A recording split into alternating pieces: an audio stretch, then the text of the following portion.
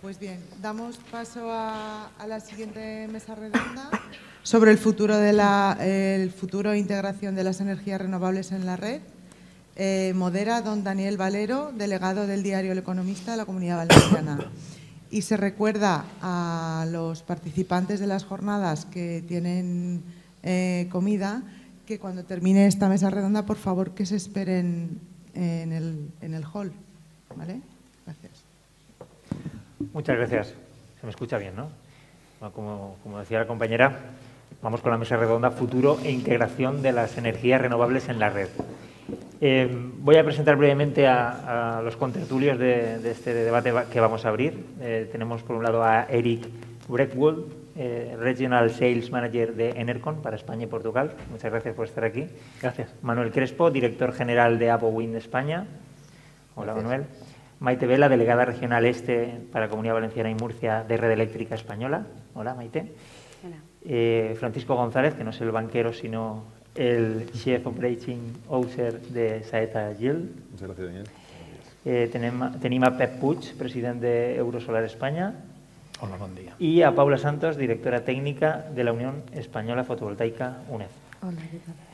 Pasamos a hacer una breve presentación de cada uno. Son firmas de sobra conocidas, pero por si queréis exponer un poco a vuestra organización y también la relación que tiene con el título de esta mesa, que recuerdo es Futuro e integración de las energías renovables en la red. Comenzamos por Eric. Muy bien. Agradecer primeramente al Centro de Formación de Catarroja la invitación y la posibilidad de participar. A darles enhorabuena por el docente Nacho, ahora no le veo, pero bueno, me alegra saber que no soy el único que no sabe decirle no a Nacho. Gran poder de convocatoria y desde luego muy contentos de poder participar. Como ya decía Dani, represento a la empresa Enercon en esta ronda y somos fabricante de aerogeneradores de potencia grande.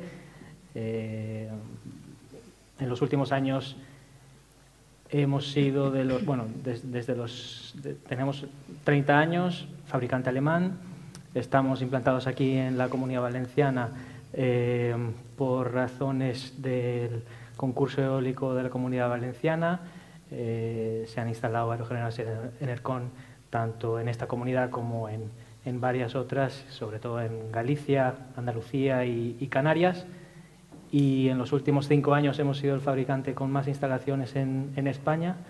Y tal vez algo que nos singulariza respecto a otros fabricantes, como pueden ser Siemens Gamesa, Vestas, y que pueden sonar también algo más, es que también nos entendemos como un fabricante que participa o promueve y apoya la democratización de la energía. Es decir, también intentamos que la participación en la generación de la energía sea plural, es decir, pequeños proyectos, proyectos de cooperativas, como puede ser el de Bioredera Leresel, que es un gran ejemplo, lamentablemente el único de momento para la eólica en España. Además, la empresa tiene actividad como comercializadora, no en España, pero en otros países europeos. También hay un desarrollo tecnológico adicional también en temas de almacenamiento, utilizar la electrónica de potencia de la máquina de los aerogeneradores, que se ha ido desarrollando tanto también en otras áreas como la de movilidad eléctrica, supercargadores, conexiones con almacenamiento. Y pues ese es un poco, entendemos un poco que el área no está solo en fabricar aerogeneradores, sino también contribuir a que haya una descentralización de la generación renovable y que los actores que puedan participar pues sean plurales, no sean siempre los mismos. Y también respecto al autoconsumo, menciono esto también, creo que somos de los pocos que estamos haciendo autoconsumo liado al eólico en España. Los ejemplos, lamentablemente, en este momento se limitan a Islas Canarias, pero sí, estamos este año instalando un molino de 4 megavatios para autoconsumo, el año antepasado uno de 0,9 megavatios para una fábrica refrigeradora, 2 desaladoras el año pasado. O sea, es un área que a nosotros nos gusta participar, nos gusta apoyar y bueno, es un poco un breve resumen de la empresa en el CON, ¿vale? Muchas gracias. Manuel. A ver, rapidísimamente. AVO somos un desarrollador de proyectos, punto. Y creo casi en un momento dado pensé que éramos los únicos que desarrollábamos proyectos en España en los años de la crisis y poco más. O sea, no voy a gastar más tiempo en presentarme porque soy un auténtico enemigo de lo que estamos haciendo en el sector y de cómo desperdiciamos las ponencias. Entonces aprovecho el minuto de gloria para deciros.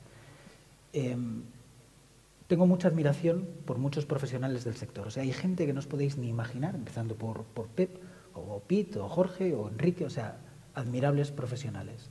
Tenemos todas las papeletas para que esto salga adelante. O sea, el cambio climático es brutal, las razones son aplastantes, esto no debería tener vuelta atrás, y sin embargo, el año pasado, récord de emisiones de CO2 en el mundo otra vez. Regulaciones imposibles de cumplir, eternas, burocracia brutal, las empresas grandes abusando de su posición. Entonces, lo estamos haciendo lamentablemente mal, ¿vale? Y yo quiero lanzar ese mensaje y dejar de donarnos píldoras unos a otros y decir, oye, pues esto va muy bien, lo estamos haciendo rematadamente mal, todos. Es decir, que esto, con el plantel de profesionales que se ha traído aquí, y no me incluyo, pero con la calidad de los profesionales que hay aquí en esta sesión, que haya tan poquita gente, porque para mí es poquita gente viendo el nivel y viendo el tema, es que lo estamos haciendo muy mal. ¿Quién lo hace bien? Lo hace bien esta chiquita que llena los viernes las plazas protestándole a los políticos. Y lo hace bien porque ella utiliza la parte emocional y nosotros estamos empeñados en utilizar la parte racional y lo hacemos de pena. Entonces me da mucha rabia que desperdiciemos los foros hablando de más de lo mismo un poco y no seamos más beligerantes, no exijamos más a la administración, no exijamos más a nosotros mismos, a la gente, más implicación, porque esto es una culpa compartida y al final va a ser tarde. Quiero decir, el día que queramos arreglarlo, esto ya no va a tener solución. Lo del cambio climático es una especie de transatlántico brutal que el día que tú quieras echar el freno de mano no te pienses que lo vas a parar. O sea, le van a quedar kilómetros y kilómetros y kilómetros todavía hasta que se pare. Entonces, AVO es un desarrollador.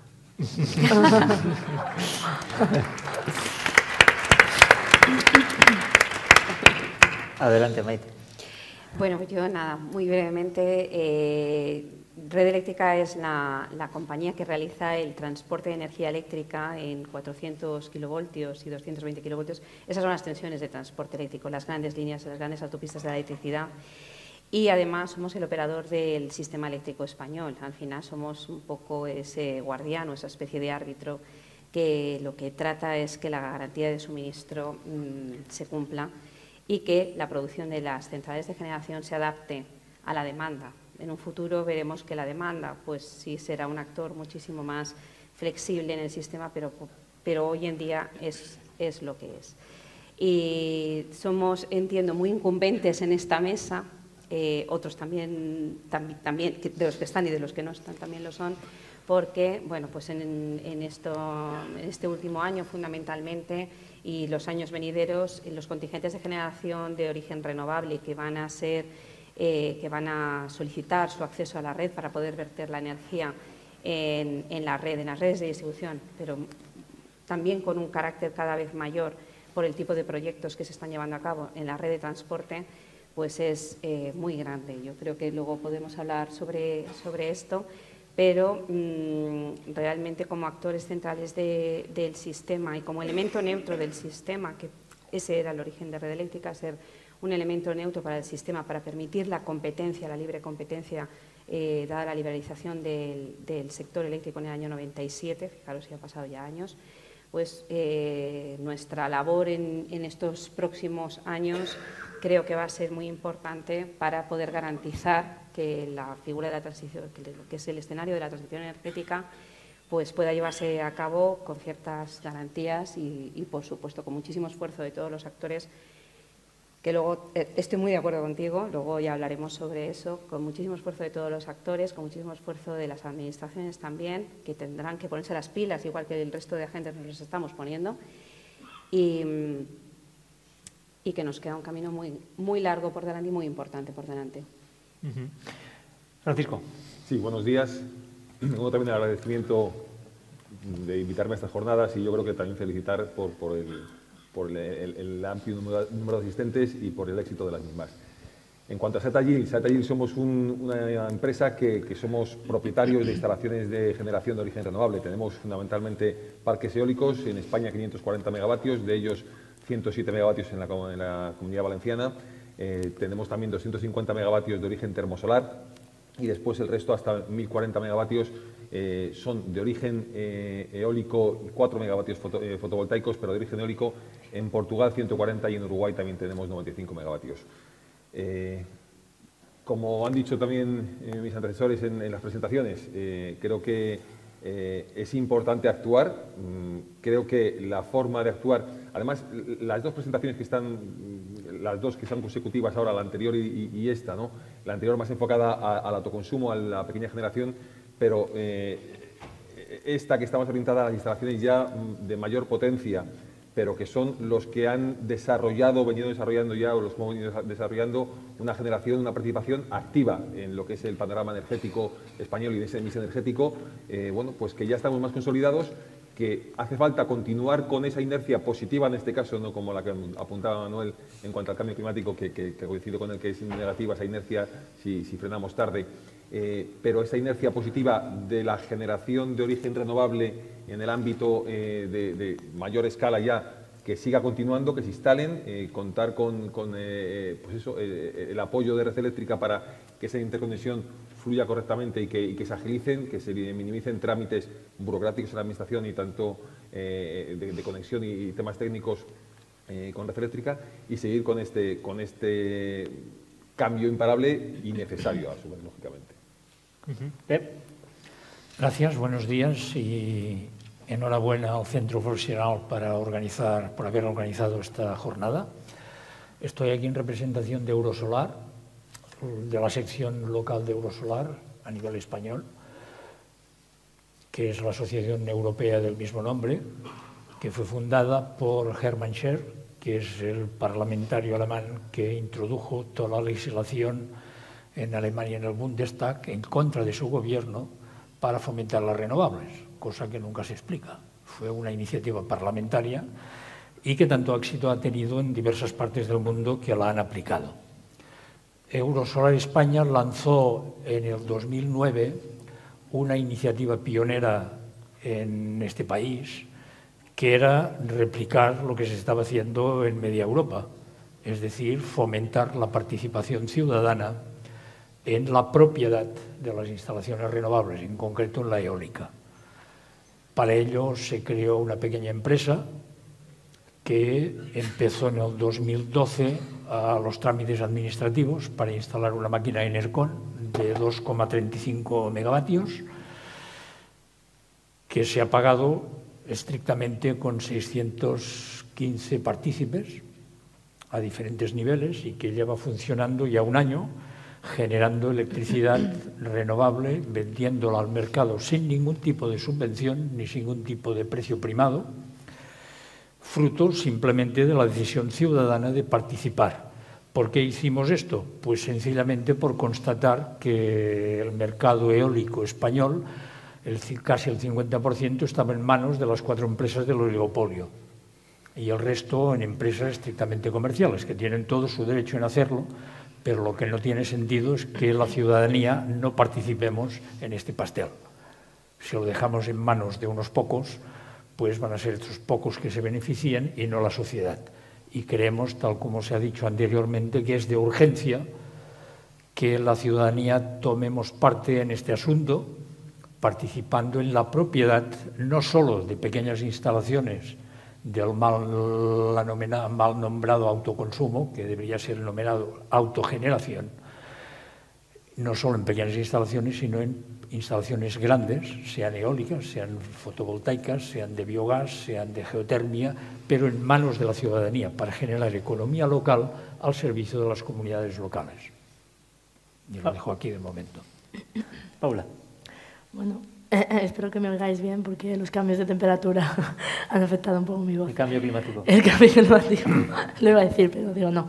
Pues nada, yo soy la responsable del Departamento Técnico de la Unión Española Fotovoltaica, UNEF, como habíamos comentado, y básicamente somos la asociación que representa a la fotovoltaica en España y trabajamos por conseguir la estabilidad regulatoria y jurídica en el sector. Representamos a toda la cadena del sector, desde productores, instaladores, EPCistas, distribuidores, y tenemos varios departamentos, técnico de la cual yo soy la responsable, pero también tenemos un departamento de política energética, un departamento financiero, y nos encargamos básicamente en dar consultoría, ¿no?, y asesoría a los socios que forman parte de UNEF, desde el punto de vista técnico, desde el punto de vista financiero, política energética, etcétera. Tenemos varios grupos de trabajo, que son especie de reuniones o asambleas con diversas temáticas, con las cuales intentamos determinar cuáles son las necesidades del sector, qué necesitan nuestros socios y cómo tenemos que seguir, qué tenemos que hacer desde UNEF y cómo tenemos que trabajar para el desarrollo de las renovables y en concreto de la fotovoltaica, ¿no? Tenemos un grupo de trabajo de autoconsumo, un almacenamiento y en concreto tenemos uno de planificación de la red que, bueno, que vamos a hablar hoy y creo que es bastante interesante. Y además pues, realizamos informes en los que incidimos sobre diferentes temáticas, hemos hecho informes sobre PPAs, informes sobre almacenamiento, etcétera. Y todos los años hacemos un informe anual en el cual damos datos del sector fotovoltaico el año anterior, ¿no?, de la potencia instalada, etcétera, etcétera. Y finalmente pues, nos encargamos de realizar jornadas y eventos sobre diferentes temáticas y la más grande es el Foro Solar, que lo solemos realizar en octubre-noviembre. Este año lo realizaremos en octubre y nada, invitamos a todos a que asistáis porque es muy interesante y hay muchísimas temáticas y muchísimas mesas y puede ser de gran interés, ¿no? Y pues nada, para continuar con lo que han dicho todos mis antecesores, creo que es muy importante solo decir que esta transición es una transición energética, pero tiene que ser una transición justa, que es lo que estábamos hablando, en la cual es imprescindible el empoderamiento ciudadano y la democratización de la energía, ¿no? Así que, bueno. Bueno, pues vamos a entrar en materia. Muchas gracias a todos. Quiero que sea dinámico, ¿vale? Vamos a plantear cada tema y en función de lo que queráis intervenir me pedís la palabra y lo hacemos. Prefiero hacerlo así en lugar de hacer una sucesión de intervenciones que no den pie al debate. Hablamos primero de cómo afecta a la red eléctrica española la potencia renovable prevista para los próximos años. ¿Está preparada para su integración en la red? ¿Deben ser modificados criterios de red eléctrica española para calcular la capacidad de los nudos y poder asumir los nuevos megavatios renovables a instalar en los próximos años? Creo que comenzamos por alusiones por Maite. Yo creo que también sí. Bueno, pues es súper ambicioso, todo eso. O sea, con eso ya tenemos para 3 horas, pero resumimos en 5 minutos, ¿vale? O en 2. Bueno, pues vamos a ver. Yo creo que aquí hay varias cosas que confluyen. Por una parte tenemos el Plan Nacional de Integrado de Energía y Clima, que, bueno, pues estupendo, es lo que nosotros le hemos dicho a Europa que vamos a hacer. Entonces nos hemos puesto un escenario objetivo, o sea, hay un escenario tendencial, que es a lo que iríamos si no se hicieran políticas, que bueno, ya veremos si eso es así o no, en teoría si no se hicieran políticas, y un escenario objetivo. En ese escenario objetivo estamos hablando de que un 74% de la energía eléctrica debe ser de origen renovable. ¿Dónde estamos en este momento? En el año 2018 ha sido un 40,1% la participación de las renovables en la producción de energía eléctrica. Si me preguntáis si tenemos iniciativa privada en estos momentos para cumplir con los escenarios que se marcan en este plan, yo diría sí, de sobra. ¿Se van a materializar los proyectos? Sí, depende. Depende de 2 cosas. Depende de la intención de los inversores y depende de lo fácil que sea materializarse los proyectos. Porque, bueno, pues ahí entraríamos en temas de debate sobre si vamos a ser capaces, pero dibujemos el escenario. En ese escenario en ese escenario objetivo que marca el Plan Nacional de Energía y Clima estamos hablando que necesitamos meter 25 gigavatios adicionales de eólica de aquí a 2030, 32 gigavatios de fotovoltaica de aquí a 2030, más 5 gigavatios de termosolar, bueno, aparte de todo el tema de muchas cosas que hay, como reforzar las interconexiones con Francia, que son muy relevantes para evitar vertidos. Luego, la participación del coche eléctrico, que supondrá una demanda adicional que estimamos que puede estar en… Bueno, no estimamos, es lo que marca el plan de unos 5 millones de vehículos eléctricos. En fin, tenemos que hacer muchísimas cosas. Y en paralelo tenemos que cerrar el carbón y de aquí a 2030 cerrar la mitad de las nucleares y para el 2035 las otras. Solo como escenario de objetivo estamos hablando entre la fotovoltaica, la termosolar y la eólica, que tenemos que integrar adicionalmente, de más de 6 gigavatios anuales la cantidad de potencia instalada que tenemos que integrar en nuestro sistema. No me preocupa la capacidad de las redes, ya trabajaremos sobre eso. Me preocupa que seamos capaces, lo que decíamos, de que las administraciones, de que todos seamos capaces de hacer que esto ocurra, Son muchísimos proyectos que hay que tramitar ambientalmente, administrativamente, muchísimos procedimientos de acceso a las redes, muchísimas instalaciones de redes que vamos a tener que poner en servicio, que habrá que tramitar también y que habrá que coordinar en tiempos con los proyectos de las centrales de generación, digamos, de fotovoltaicas, eólicas, lo que sea. Fijaros, estamos hablando de que en el 2019, del resultado de las subastas de energías renovables, estaba previsto integrar 8.000 megavatios. Pues 1.000 de ellos no han conseguido las autorizaciones. Con lo cual,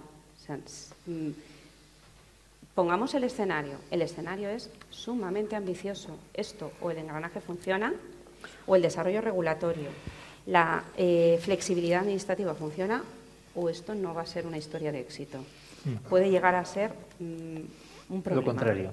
Puede llegar a ser un problema. Desde el punto de vista de las redes, hay varias cosas. Una de los aspectos. Las redes están preparadas.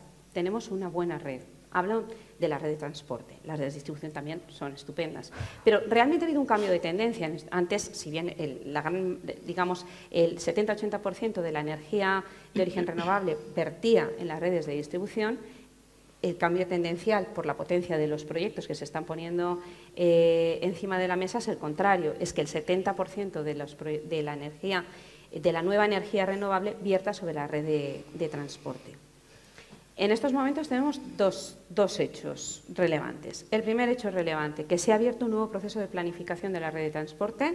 El 1 de marzo se inició el proceso, pero es un proceso que la experiencia dice que menos de 2 años no tarda. Entonces, bueno, vamos a ver cómo somos capaces.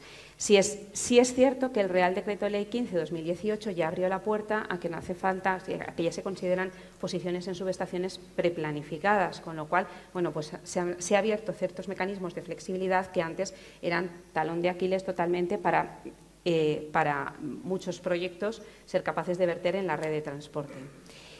Pero la planificación de la red de transporte es un ejercicio en el que participaremos todos los agentes, en el que participará la Administración, participaremos todos los agentes del sector y que va a ser relevante porque, fíjate, en lo que se llama, en la propia orden que publicó el Ministerio para la Transición Energética, ya establece una serie de principios rectores. El primer principio rector de esta planificación es capacitar los compromisos del Plan Nacional Integrado de Energía y Clima.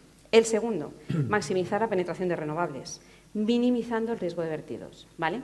Es decir, aquí no vale integrar de cualquier manera, hay que conseguir un sistema en el que la energía se pueda integrar, en el que se minimicen los vertidos. Actualmente el nivel de vertidos de energía producible de origen renovable que no puede ser integrada en la red en tiempo real no llega al 1%. Pero si la capacidad crece al ritmo de lo que hemos hablado en esos escenarios, la capacidad instalada, lógicamente, habrá un mayor riesgo de vertidos. Pues hay que viabilizar con muchísimos sistemas, con desarrollos de red, con teledisparos, con todo lo que sea. Habrá que viabilizar que los vertidos sean mínimos y este es uno de los principios rectores de la nueva planificación de la red de transporte. Y luego, por supuesto, que sea compatible con la seguridad de suministro. Ahí entra muchísimo en juego, pues entre otras cosas, la necesidad de que tenemos de reforzar nuestras interconexiones con el resto de Europa para que se puedan absorber excedentes de energía y para que se pueda garantizar el suministro con estos flujos tan cambiantes. Tenemos que tener en cuenta que estamos pasando de un sistema con mucha energía gestionable, como puede ser el carbón, como pueden ser los ciclos, a un sistema totalmente con flujos cambiantes dependiente del recurso. Entonces, bueno, pues esto será importante. En cuanto a las redes, vamos a necesitar mucha más inteligencia. Vamos a necesitar mucha más inteligencia en las redes, unos desarrollos muy importantes en cuanto a operación del sistema eléctrico para precisamente garantizar que no haya vertidos de renovable, que no se desperdicie un solo megavatio de producible renovable y para ser capaces de garantizar el suministro con estos flujos tan cambiantes. ¿Cómo veis el escenario resto? ¿Me pedía la palabra por allí, Paula? Sí, bueno, era un poco para completar lo que decía. O sea, necesitamos redes inteligentes, esto es importante. La red tiene que cambiar. Digamos que ahora podríamos estar en una red 1.0, 2.0, tiene que cambiar a una 3.0. ¿Y por qué? Pues básicamente porque la generación renovable es muy variable. Es decir, la eólica y sobre todo la fotovoltaica tiene unas rampas de generación que no se daban con la generación convencional, ¿no? Entonces, además de todos los sistemas descentralizados, etcétera. Entonces, esto hace que esto va a tener un impacto en el sistema y va a tener un impacto en el sistema en cuanto a flexibilidad, a un balance y en cuanto a estabilidad. Y eso hay que tenerlo en cuenta desde el punto de vista de la red. Flexibilidad pues, se puede mejorar con sistemas de almacenamiento, que lo estábamos comentando ahora mismo, sí, y eso ya. con gestión de la demanda. Y con temas de estabilidad pues se está trabajando en ello, ¿no? Es importante porque la generación renovable que se va a introducir ahora mismo es una generación no síncrona, que desde el punto de vista técnico es un poco diferente a la convencional, y eso hace que pues todos los generadores tengan que cumplir una serie de requisitos técnicos imprescindibles para garantizar la seguridad de la red. Pero, sí. ¿Te importa? ¿Puedo interrumpir? Sí, sí, claro. Se me ocurre una cosa aquí, que es que, y aquí en el hilo de lo que decía Manuel, tenemos que también ser un poco autocríticos, ¿no? Y aquí una cosa, los procedimientos de operación para que salgan están tardando mucho tiempo. O sea, desde que yo estoy en la eólica estoy esperando el 12.2, creo yo, hace mucho tiempo. Los procedimientos que existen, el PO12.3, por el que se rige la eólica de gran tamaño, no se utilizan, o sea, sobrepasamos los huecos de tensión todas las tecnologías y a partir de ahí, por favor, no utilizáis la reactiva, o sea, la reactiva está en un coseno de phi fijo, constante, no se utiliza. O sea, las herramientas que tiene Red Eléctrica hoy en día para gestionar el parque eólico, es lo que yo conozco, no las utiliza. Ahora vamos a entrar en el ENSOE, o sea, vamos a aplicar el PO12.2, que es la directiva europea aplicada a España, en la cual vamos a tener más herramientas, y a mí lo que me gustaría ver es que los clientes compran aerogeneradores equipados para hacer todas estas cosas, ¿no? Regulación potencia-frecuencia, superar huecos de tensión muy largos, etcétera, pero después Red Eléctrica invitaría yo, permíteme un poco para a apretar aquí en el debate, ¿no? Es lo que estamos aquí, tenemos que mejorar. Entonces, ahí tienen una capacidad los equipos que no se usa en muchísimos casos. Creo que la gran mayoría de los casos. Si me permites solo... Sí, luego Pep, que tiene ganas de comentar la jugada.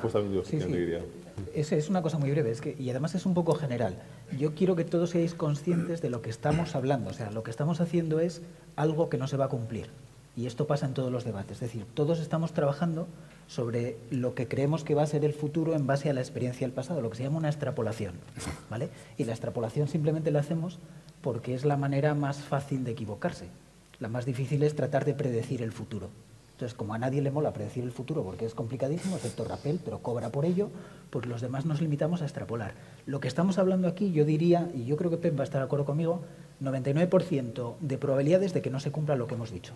Ni las cifras, ni la estructura, ni nada de nada. Es decir, entiendo que los que estáis aquí estáis porque el sector presenta un futuro muy atractivo en base a todo lo que ha ocurrido hasta ahora y os equivocáis.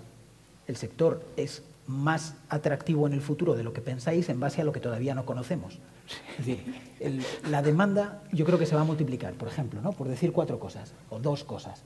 Se va a multiplicar porque ahora mismo la idea que tenemos de la energía es no la malgastes. Porque, oye, estamos utilizando recursos que se gastan. Pero ¿qué pasa cuando los recursos que utilizamos se desperdician si no los utilizas? Entonces tenemos que cambiar el chip y decir, coño, ¿pero por qué tienes la luz apagada? Es que estás desperdiciando la luz. No, pero no la voy a tirar. No, pero piensa alguna manera de utilizarla. Es decir, la energía o la utilizas o se va. Entonces yo creo que el chip va a cambiar. La demanda eléctrica, a mi juicio, tiene que dispararse.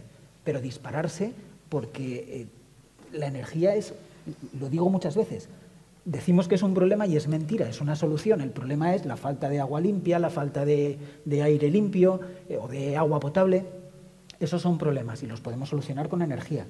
Entonces, cambiemos el chip. La energía es una solución, no un problema. Cambiaremos de mentalidad, cambiará todo lo que estamos hablando. Red, que es de las mejores empresas que hay de gestión eléctrica que podéis encontrar en el mundo, y os lo digo yo. No te he pagado, ¿eh? No.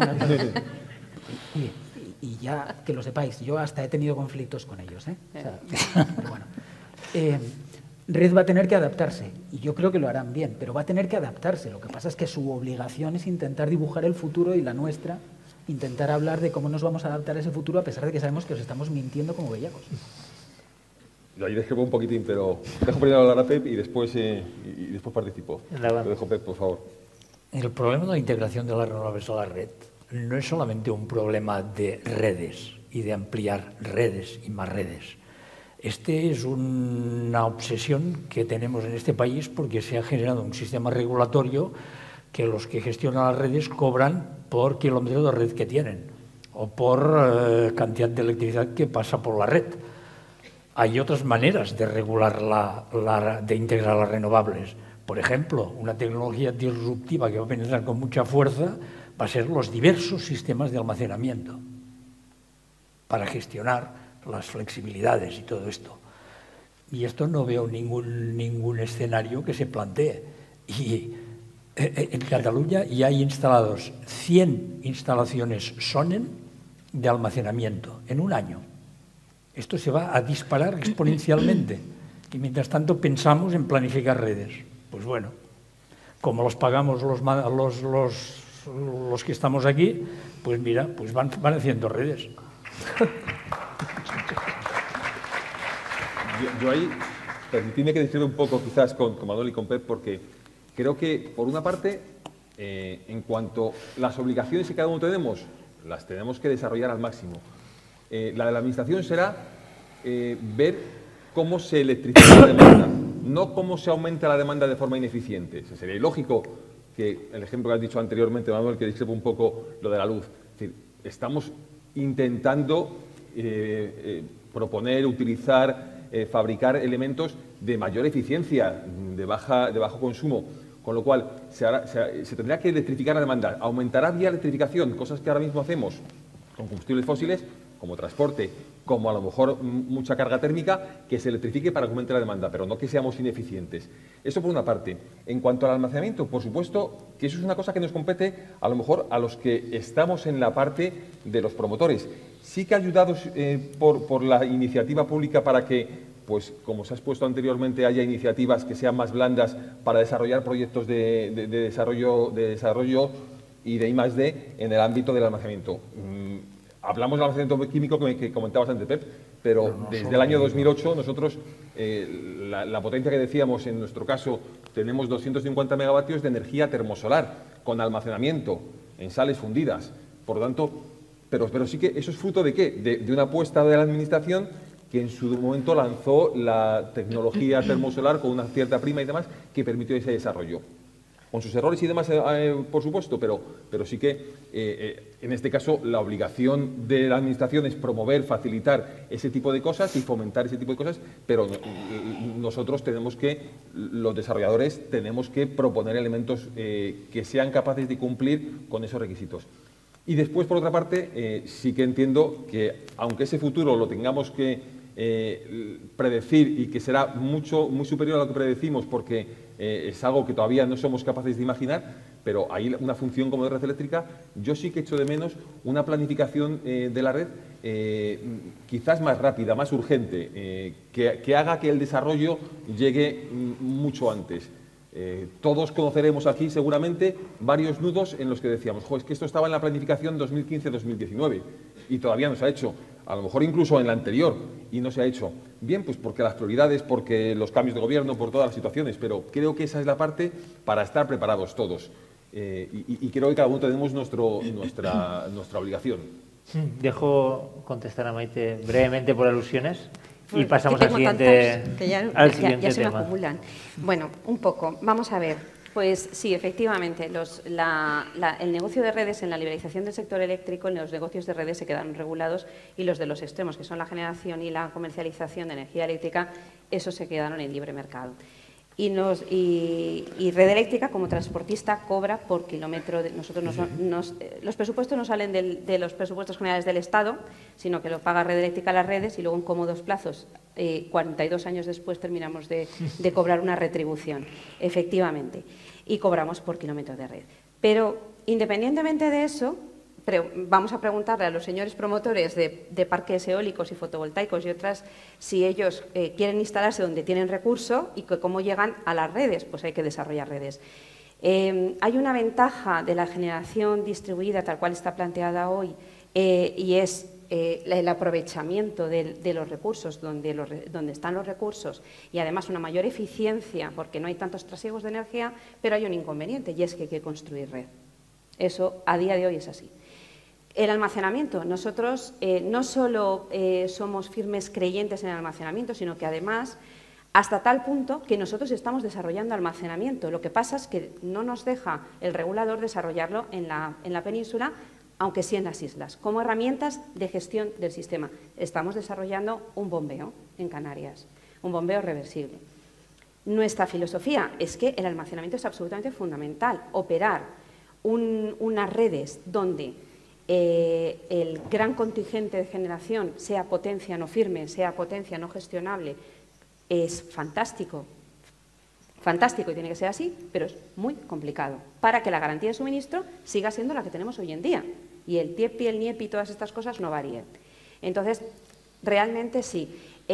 Nosotros ya nos gustaría que el regulador nos dejara meternos en hacer en instalar baterías, instalar almacenamientos, pero tiene que ser la iniciativa privada, porque a nosotros, por el momento, la iniciativa privada, que no nuestra, quiero decir, por el momento no nos deja, salvo en Canarias, precisamente para poder integrar energía eólica en Canarias, porque si no, no era viable para mantener la calidad de suministro.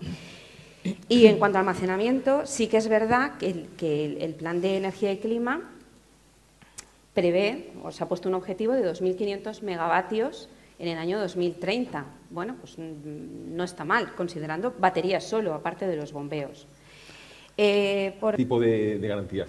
Claro, con ese tipo de garantías lo que sí que hay que buscar es que la contraparte sea una contraparte fiable, segura, o sea, porque te estás casando con él a 10 años mínimo para que esa contraparte, lógicamente, te dé la garantía de ese pago que generalmente ese precio del PPA va a ser un precio en el corto más bajo de lo que te da el mercado y en el largo posiblemente más alto de lo que te da el mercado. Por lo tanto, ahora sí que hay que hacer ese esfuerzo. Otra cosa sería, bueno, pues tener recursos propios para financiar y hacer toda esa bolsa, pero no parece lo más adecuado porque la filosofía y el planteamiento siempre es financiación por terceros.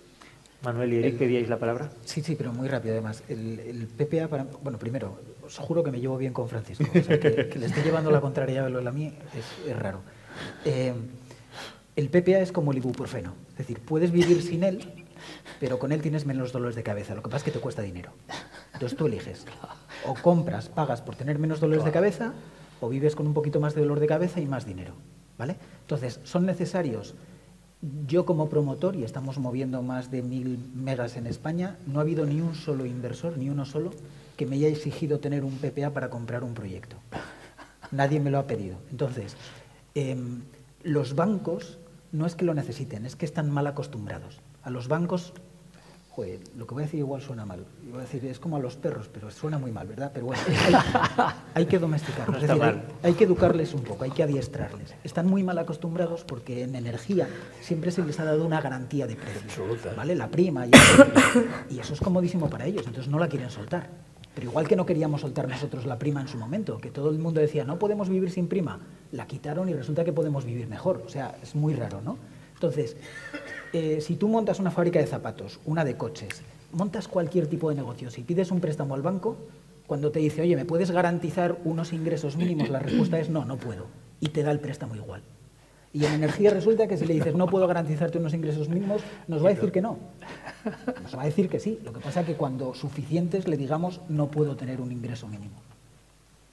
Entonces, si lo quieren, tienes razón, pero es por la versión, por ese sarpullido que le sale a los bancos cuando hay riesgo, y es para quitarle eso, pero nada más. Se puede vivir sin ello, y viviremos sin ello. Eric.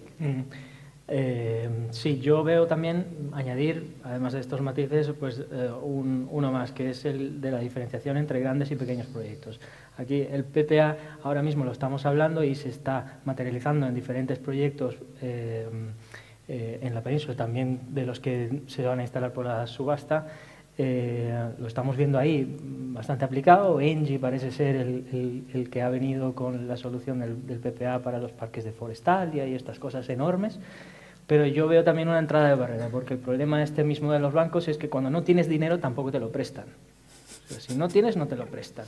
Entonces, claro, un pequeño mediano que igual se quiere lanzar a hacer una pequeña instalación, pequeña estoy hablando de megavatios aún así, ¿no? Estamos hablando de unos molinos hoy en día, es que ya los molinos lo normal es que tengan 3 megas, o sea, pues pones 3 y ya estás casi en 10, entonces estás hablando de una instalación de 10 megas, requiere un cierto capital, vas al banco a pedírselo, pues si no tienes ya 100 megas instalados, esos 10 tampoco te los van a pedir. Entonces, el PPA también es una barrera de entrada. O sea, si te exigen un PPA para ir al banco, pues el pequeño y mediano se va a ver perjudicado.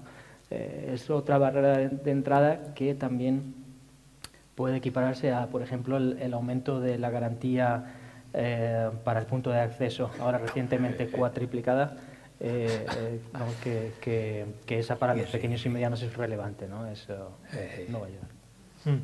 Vamos ya un poquito fuera de tiempo, pero me autoriza un poco la organización a alargar.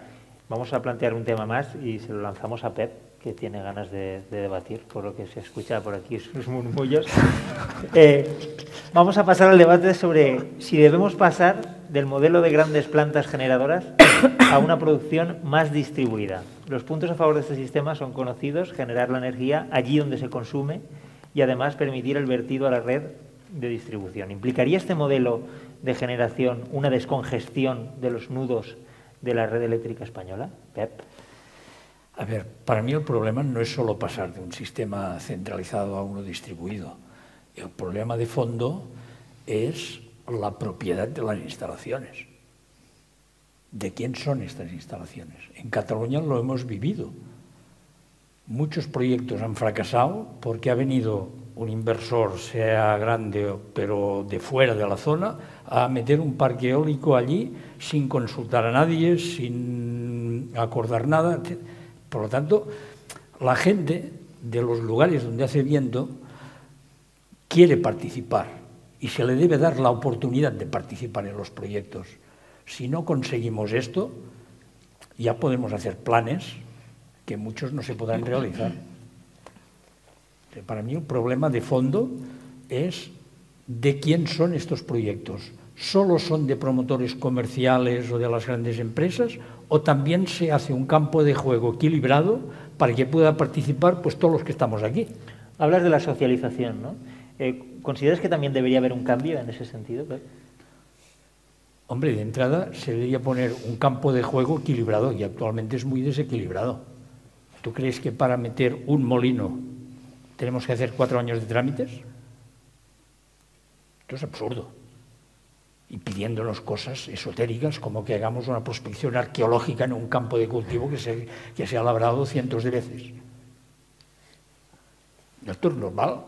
En un país no debería ser normal esto. Y esto es lo habitual. Meteos en el embolado de pedir una autorización y veréis lo que os piden.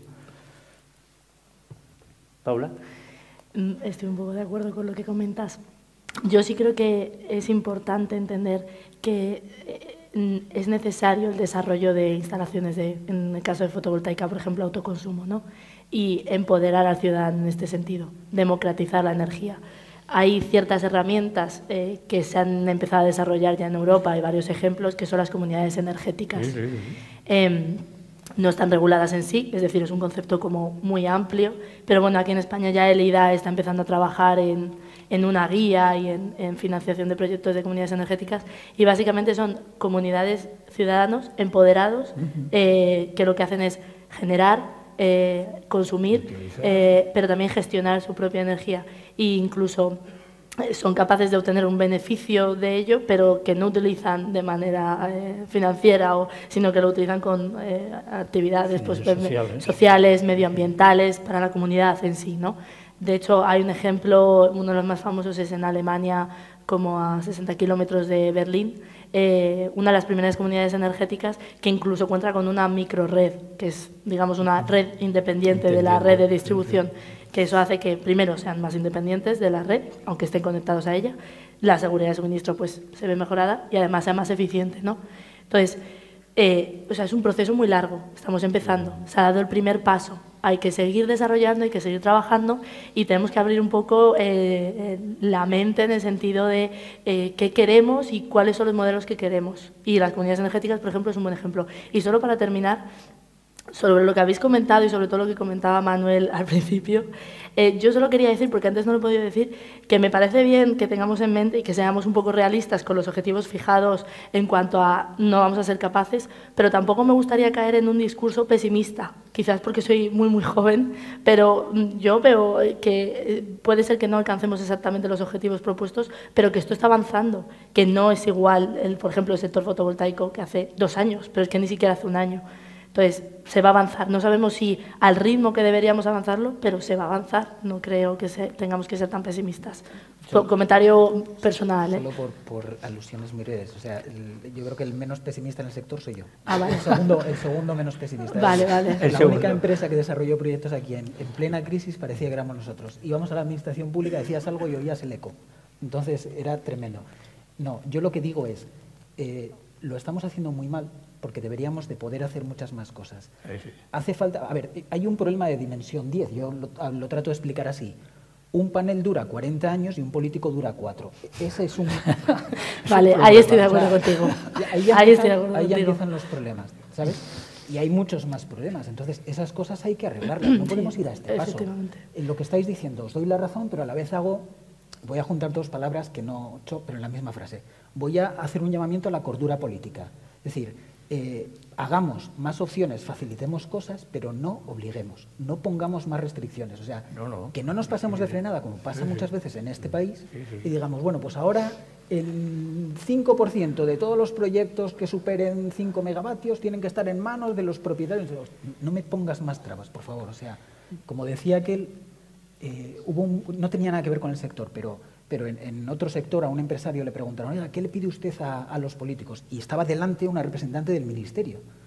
Y cogió él y dijo, que me dejen en paz, que me dejen trabajar, que no toquen nada, que me dejen trabajar. Entonces nosotros necesitamos en un momento dado impulsar el sector, porque solo no iba, porque era muy caro y por circunstancias que necesitaríamos otra hora, pero ya funciona.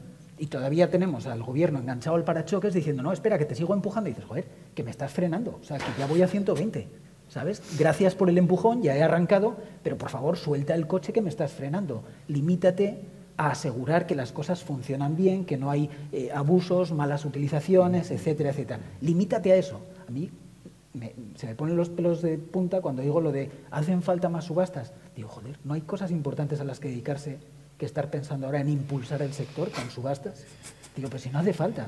Tenemos 1000 cosas que regular y estamos aquí perdiendo tiempo de políticos, funcionarios y administrativos en pensar cómo hacemos para impulsar el sector. Me parece demencial. ¿Sabes? Brevemente, Eric, y damos paso a... Sí, me llama la atención aquí, porque estábamos hablando de socialización y estábamos hablando de este tema de que no regulemos más. A mí una cosa que siempre me ha llamado la atención es que ¿cómo es posible que 23 gigavatios instalados de eólica en España, ningún promotor o desarrollador de proyectos haya buscado por decir, ostras, esto es un valor para mi propio proyecto de diálogo con la sociedad, de integrar aquí a una parte. O sea, eso nunca ha ocurrido, no existe. A mí siempre me... No, sí, o sea, nosotros... igual ha ocurrido y no... Como anécdota muy breve, nosotros a los propietarios de terrenos, obviamente tú les pactas unas cantidades, ¿no? Y yo personalmente, hablando con ellos, cuando alguno dice, quiero más y quiero no sé cuánto, y dices, hombre, pero escucha, que tiene que ser equilibrado, yo le he dicho, mira, una cosa, si quieres, en vez de un fijo, hablamos de un porcentaje. Es decir, métete en el negocio. La respuesta ha sido siempre no. No, yo quiero una cantidad fija, no quiero riesgo. Dice, bueno, chico, pues... Es decir, dar posibilidades sí, pero que tengamos claro que puede haber gente que le guste esa idea y puede haber gente, y yo la he visto, que ni de coña. O sea, no les hables de riesgo. Vamos a pasar ahora ya a preguntas del público. ¿Tenemos alguna? No sé quién está por ahí con el micrófono. ¿Alguien levanta la mano? Ahí al fondo tengo una. Al final. ¿Va para allí el micrófono? Sí. Encenderle la luz a la pobre gente que se nos están... Ellos nos ven. Ellos nos ven, ¿no? Pero se van a Hola. Buenas. Bueno, más que una pregunta es una intervención por algo que se ha estado hablando durante las diferentes charlas, y es el tema que hablabais al comienzo de no deberíamos estar aquí, deberíamos estar en la calle o ahí está el futuro. Y es el tema de la importancia de la sociedad civil organizada. Hay mucha gente en la calle, hay mucha gente aquí discutiendo y hay un espacio en el medio que es el espacio en el que deberíamos estar organizados y deberíamos estar compartiendo nuestros conocimientos con la ciudadanía. Yo creo que a la ciudadanía no se la va a empoderar, las personas se empoderan solas. Y si queremos una transición energética real, las personas tienen que cambiar su percepción de lo que es energía, darle valor, saber que es un autoproductor, pueden ser autoproductores y saber lo que implica producir energía. Entonces, yo soy parte de la plataforma Pregunto Model Energetic de Valencia y quería hacer un llamamiento a las personas que están en el auditorio a que si realmente quieren hacer un cambio, que se unan. Y por otro lado, eso, darle valor, porque sin una sociedad civil que realmente sea consciente del valor de la energía, se puede planificar muchísimo desde empresas, se puede planificar muchísimo desde gobiernos, pero sin personas que realmente se crean que este cambio es posible y esta democratización de la energía es posible, creo que ya no hay... Pero, no hay opción. Manuel, entonces, ya está. Si me permites, el problema que tenemos hoy en día no es de falta de información, es de empacho de información, sobredosis de información. Entonces, el problema hoy en día no es que la gente tenga información, la gente tiene información, pero ¿cuál es la buena? Es que en Internet tienes de todo, o sea, dime qué quieres, dame 10 minutos y te lo encuentro en Internet. Te encuentro un estudio que justifique lo que tú quieras. Somos los culpables del cambio climático. Sí, tranquilamente, te cuento lo que quieras. Entonces, hay que estar aquí y hay que estar en la calle, en los dos sitios. Pero lo que hay que hacer es ser un poco humildes y dejarse en paz de tonterías. O sea, los que más han aumentado las emisiones y los que han provocado que aumenten a nivel global las emisiones a cifras récord son sobre todo los chinos. Pero yo sigo comprando a los chinos y tú también. Entonces, yo salgo de aquí y le vuelvo a comprar algo que está hecho en China y miro para otro lado. Entonces, ¿qué tengo que hacer? ¿Dejar de comprar? No lo sé. O sea, te quiero decir, algo tenemos que hacer. Yo lo que te digo es que yo doy la brasa a mucha gente, me imagino que tú también, y bueno, el 99% de la gente cree en el impuesto al sol. O sea, la gente no está realmente informada y yo creo que la vía de información a la que dan más valor las personas es la vía de la sociedad civil, no de que me están viniendo de Iberdrola a decir no sé qué bueno. Simplemente yo defiendo este espacio, considero que es súper importante y falta fuerza desde la sociedad civil para difundir estas ideas. A ver, rapidísimamente, súper rápido. Sí, breve, por favor, tenemos alguna pregunta. Sí, porque además te parece que hablo yo solo. El despotismo ilustrado era cuando había unos gobernantes, también se llama absolutismo ilustrado. Unos gobernantes que se basaban en ideas de la ilustración que decían que las decisiones las tomábamos por la lógica. Y en base a eso, ellos eran más listos que nadie y le decían a la gente lo que necesitaba porque ellos no lo sabían. Entonces, estamos otra vez parecido. O sea, las decisiones tienen que ser en base a la lógica, pues así vamos mal. O sea, la chica, esta niña que está llenando calles, plazas, que saca a la gente los viernes, no lo hace con argumentos lógicos. Lo hace por pura emoción. Y la gente le sigue por pura emoción, porque sabe conectar con emoción, que es por lo que tomamos decisiones. Entonces yo creo que vamos mal si seguimos empeñados en convencer a la gente con argumentos lógicos. Hay que convencerles del impuesto al sol, no sé qué, el rendimiento económico, no sé cuánto. Vamos a tardar infinito en convencer a la gente. Es que no va por ahí. Es que esto tiene que ser un movimiento mucho más emocional y menos racional. O sea, hay que subirse aquí y calentar un poco la pinza a la gente, ¿sabes? Lo que no puede ser es subir aquí y dar datos lógicos, razonables, que hay un montón. Todos tenemos aquí un montón de datos súper chulos, ¿sabes? Que no valen para nada. Pero es que vamos mal. Así llevamos siempre y no avanzamos. Tenía aquí una pregunta, Nacho. ¿Querías alguien más? Aquí tengo una, aquí otra.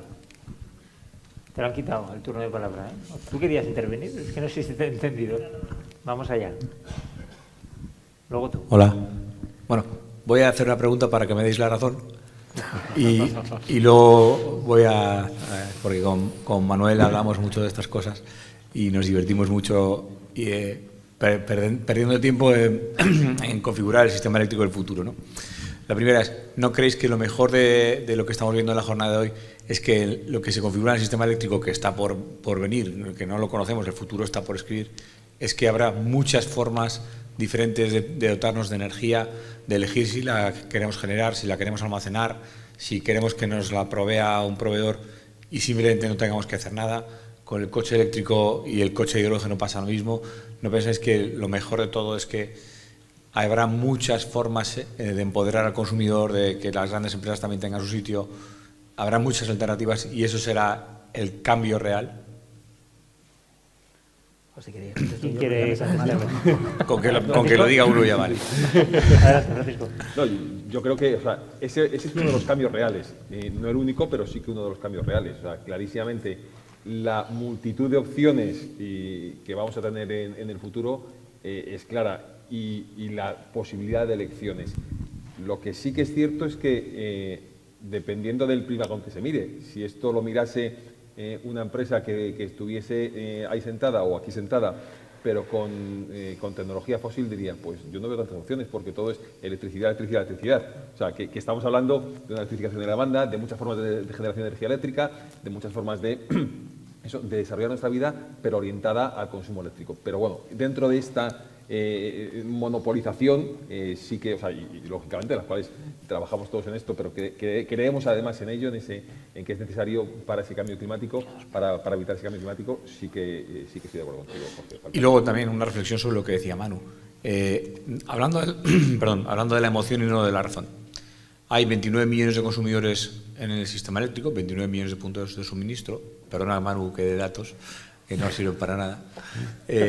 Hay 26 millones de consumidores de esos que están por debajo de 10 kilovatios. El Real Decreto 900 eximía del cargo por autoconsumo, mal llamado peaje, mal llamado impuesto al sol, a 26 millones de esos 29 millones de consumidores. No parece que el impuesto al sol famoso fuese una verdadera razón para frenar el autoconsumo en España, cuando solo 3 millones sobre 29 tenían que hacerse cargo de ese impuesto y la mayoría de ellas eran empresas con un criterio económico que lo podían soportar más o menos a lo largo del tiempo. Luego vemos que la ideologización y la politización de la energía son muchas veces barreras mucho más fuertes que las barreras prácticas. Yo creo que en realidad atendía más a criterios técnicos y administrativos las barreras del autoconsumo que a que un determinado partido político se posicionase a favor y otro partido político, en consecuencia, se posicionase en contra del autoconsumo, ¿no? La clave, una de las claves al final está en lo que decías, está en las asociaciones. O sea, tiene que haber núcleos que filtren la información, ¿sabes? Porque información hay de todo, y es lo que dice Jorge. O sea, te pones a analizar algo y dices, oh, esto se estaba haciendo de una manera y tenía que haber sido de otra. Y la gente estaba equivocada. Alguien tiene que hacer de filtro y tenéis que ser selectivos con las fuentes de información para saber la verdad, porque si no, no avanzamos. Paula y Pep, y pasamos a la última pregunta. Es un poco lo que acabas de decir sobre el impuesto al sol.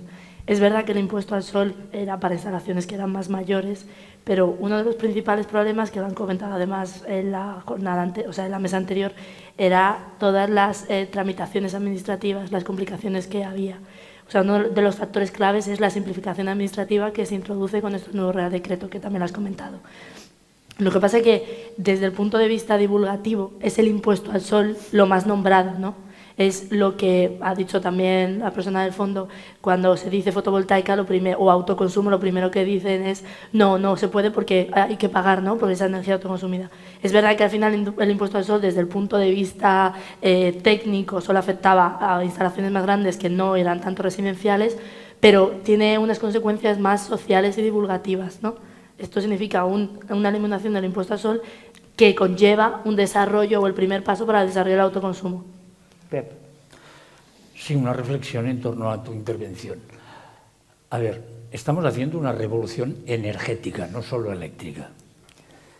Cualquier revolución, para que se materialice, no puede utilizar el lenguaje de la sociedad anterior que quiere revolucionarizar.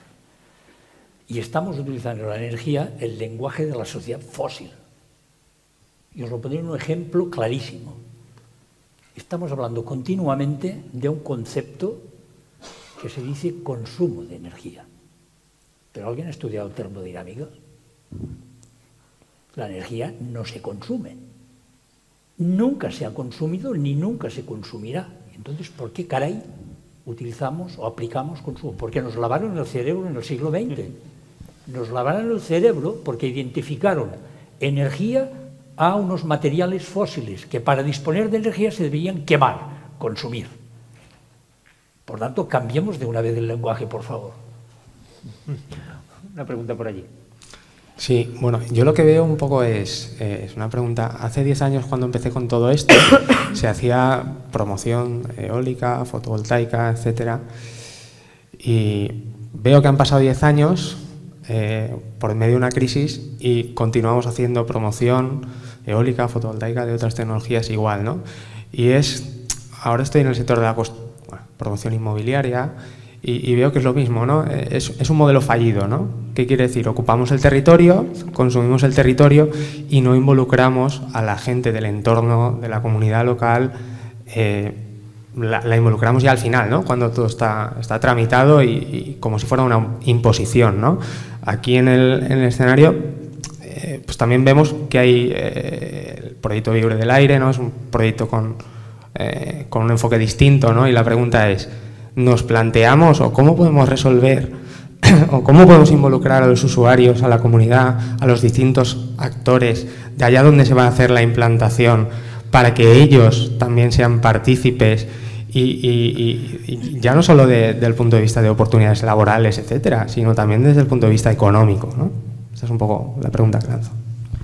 Necesitamos urgentemente ejemplos exitosos de este enfoque. Y este fue uno de los objetivos que nos planteamos nosotros hace años, pero hemos tardado un montón.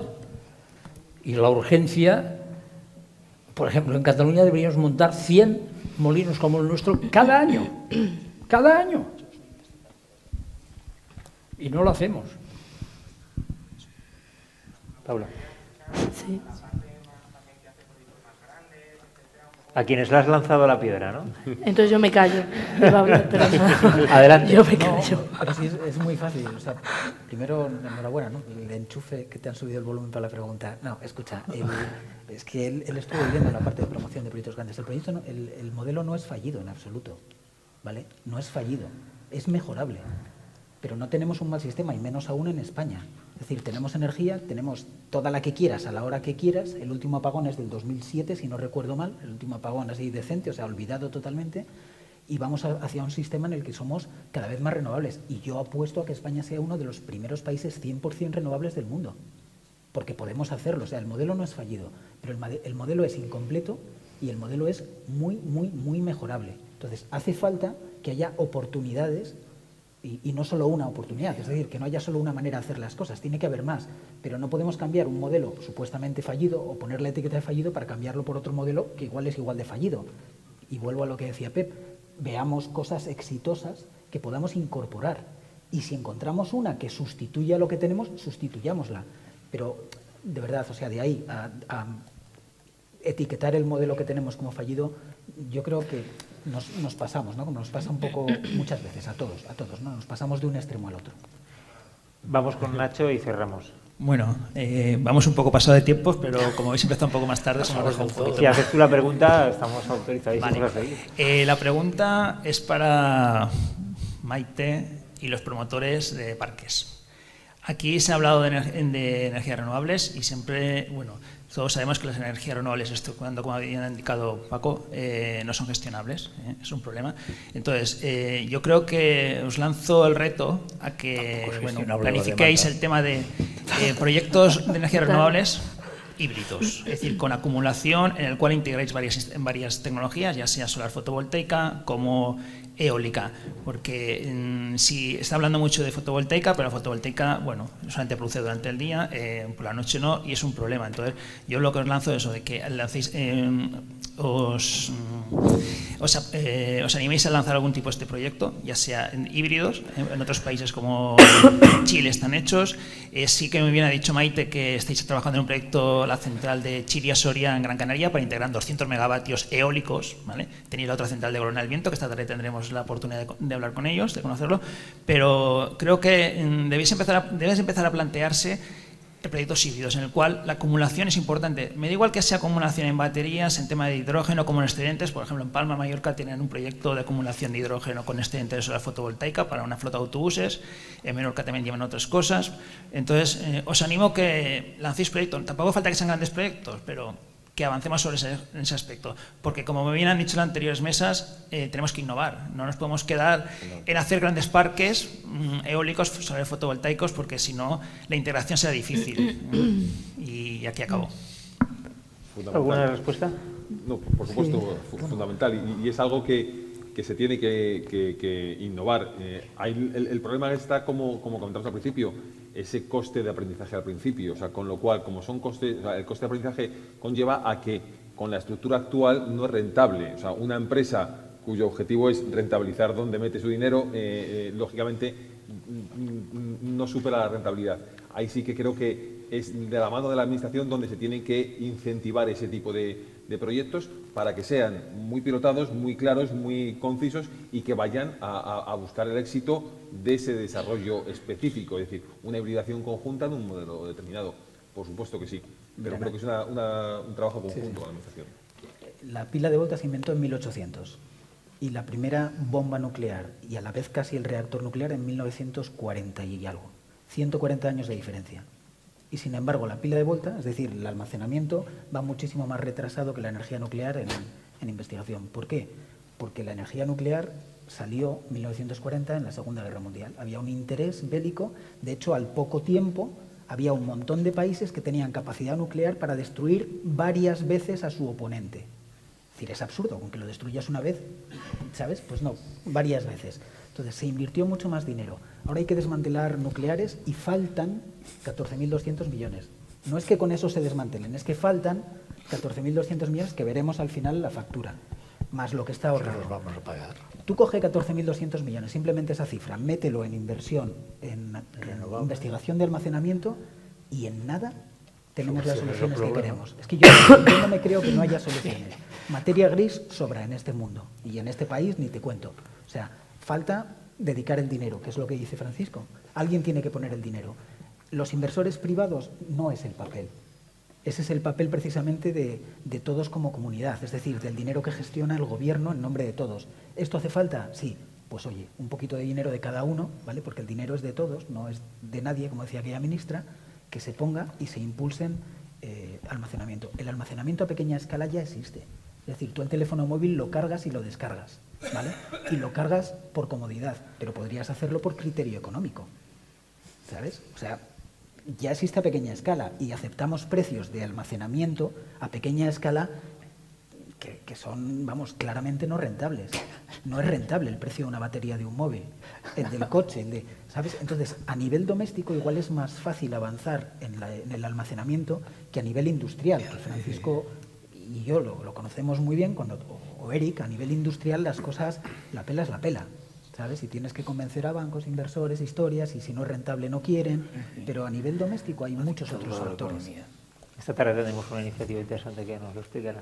Maite, ¿querías? Sí, bueno, nosotros desde luego, como operador del sistema eléctrico, desde luego es un vector que si no funciona vamos a tener serios problemas. Por mucha inteligencia que le metamos a las redes para tratar de controlar flujos muy cambiantes, para energías no gestionables, una vez desaparezca el carbón, desaparezca la nuclear, donde el 75% de la energía como media, que en otros en punta puede ser incluso llegar hasta casi el 100%, sea de origen renovable, lógicamente o lo apoyamos en tecnologías que nos permitan gestionar eso, o no va a poder ser. Estarán los ciclos combinados de gas, que nos van a ayudar a afrontar cosas tan duras como son la rampa de la mañana, donde de repente subimos muchos miles de megavatios desde el consumo de la noche hasta las 9, las 10 de la mañana, y eso pues bueno, pues son horas además en las que el viento cae, empieza a salir el sol pero el viento cae, con lo cual bueno, pues necesitaremos ciclos combinados de gas y vamos a necesitar almacenamiento sí o sí. Pero bueno, el almacenamiento puede ser de muchas maneras y con muchas soluciones, y todas van a tener cabida. Los 5 millones de coches eléctricos cargando sus conectados pueden servir de almacenamiento, 5 millones, son muchos y que pueden verter también su energía para dar suministro en punta. Es decir, bueno, esto puede ser muy amplio. Yo sí me gustaría, si me permites, un minuto para decir una cosa, porque pensaba que a lo mejor saldría el tema, se me olvidó antes de decirlo, y con esto cerramos, y es con el tema de la red y de la capacidad de la red, porque veo aquí mucha gente del sector, que comentamos en el grupo de seguimiento de planificación, que tuvimos una reunión hace poco donde estaban todos los agentes, y es que bueno, pues hay verdaderos problemas en muchos nudos de la red, con muchísimos agentes intentando verter su energía en determinados nudos y se están saturando capacidades. Entonces, desde el 15 de enero montamos un grupo de trabajo donde están presentes Red Eléctrica, está presente los distribuidores, las asociaciones de productores, y también está ahí detrás el Ministerio y la CNMC para estudiar la revisión del criterio de potencia de cortocircuito que existe actualmente para calcular la capacidad teórica de los nudos, con lo cual siempre hemos pensado que eran unos criterios demasiado quizás conservadores y que se podían maximizar, y en mayo está previsto que este grupo de trabajo pueda tener sus conclusiones y hacer propuestas para una modificación regulatoria, con lo cual, pues si todo sale como está previsto, probablemente se puedan recalcular capacidades de nudos, con lo cual se podría integrar más energía y, por tanto, hacer menos desarrollos de red. Pues ya está, con esto cerramos, que nos hemos pasado muchísimo de tiempo. Muchas gracias por esta paciencia y por vuestra asistencia. Que les tienes que chichar para que hablen, porque en su intervención no ha citado ni una palabra de almacenamiento.